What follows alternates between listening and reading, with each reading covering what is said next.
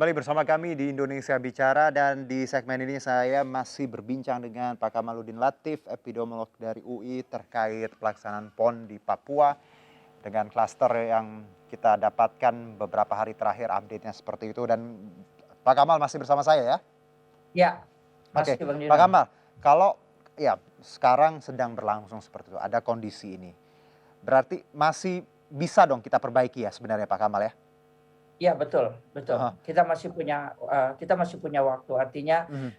harus ada evaluasi Oke. menyeluruh dari implementasi pelaksanaan PON ini, evaluasi itu menjadi penting. Mhm. Di mana kelemahan kita. Jadi kalau kita bicara ketika mereka datang, kalau kita lihat kan pada saat event Olimpiade itu, setiap yang datang harus install aplikasi. Ada dua, ada Health Reporting APP, kemudian ada COCOA, Close Contact Confirming Application. Jadi setiap orang harus menginstall itu dalam gadgetnya. Nah, kita aplikasi Peduli Lindungi kalau saya lihat by regulasi itu hanya dikatakan dapat menggunakan.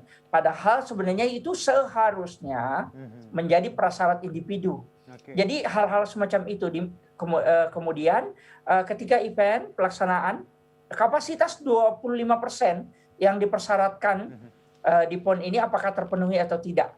Jadi ada 240-an penonton maksimal. Itu terpenuhi apa tidak. Kalau misalnya ternyata banyak pelanggaran dari event-event itu berarti harus dievaluasi.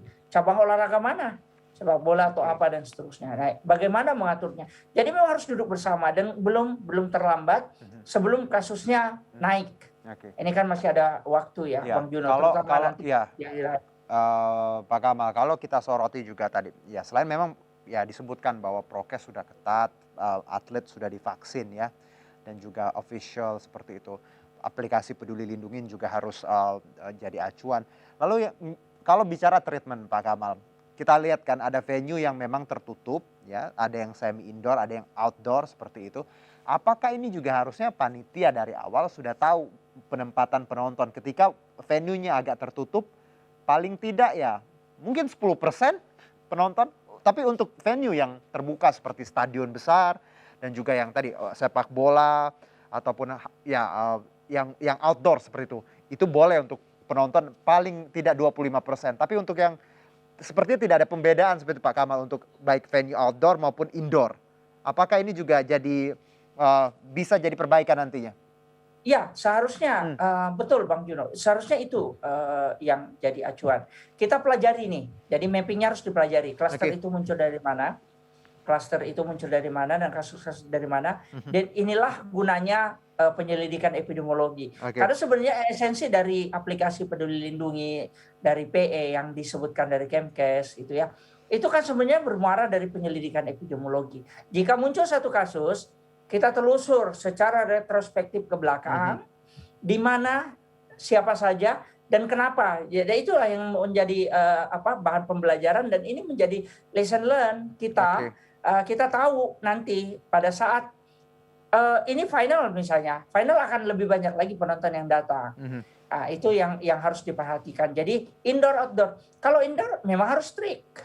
Kalau kita Oke. tidak bisa strict, ya tanpa penonton. Mhm. Harus berani untuk memutuskan itu. Kalau Oke. tidak, ya nanti akan ada dampak yang mengikuti dari Oke. setiap keputusan yang kita buat. Itu Baik. penonton kalau kita lihat Bang Juno nggak ada yang pakai masker tadi ya. Ada 5 orang yang angkat Aha. angkat Ini tangan, nggak ada yang pakai ini masker. mengingatkan saya sama Piala Eropa loh, Kang.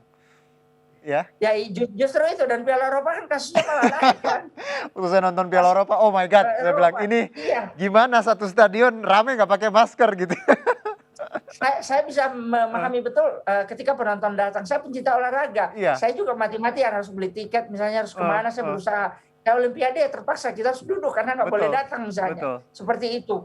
Oke. Adrenalin terpacu, kita bisa menyaksikan secara Harusnya langsung. ya tadi ya Ya, panitia kita bisa lebih belajar lagi dari Piala Eropa dan Olimpiade Tokyo sebelum ini. Jadi kita betul, harusnya makin lebih baik. Tapi belum belum terlambat untuk kita perbaiki dengan tadi betul. beberapa insight dari Anda sebagai epidemiolog dan juga tadi Kemenpora juga pastinya mendengarkan hal ini.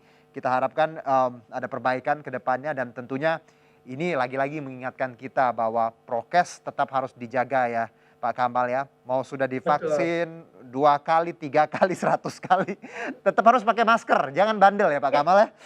kita sudah divaksin, tetapi vaksin Oh, kan virus juga bisa mengenali pada titik baik. tertentu dia bisa tahu dan efektivitasnya bisa Hmm, turun. Itu juga harus aware juga gitu dengan oke. kondisi-kondisi itu. Baik, Pak Kamal terima kasih atas waktu dan insight-nya. Sehat-sehat, insya Allah kita Sama-sama, ketemu lagi di sehat juga obrolan Bang Juna dan selanjutnya. teman-teman. Kita doakan PON Papua berlangsung dengan aman, Amin. lancar, sukses Mudah-mudahan prestasi dan sukses lancar.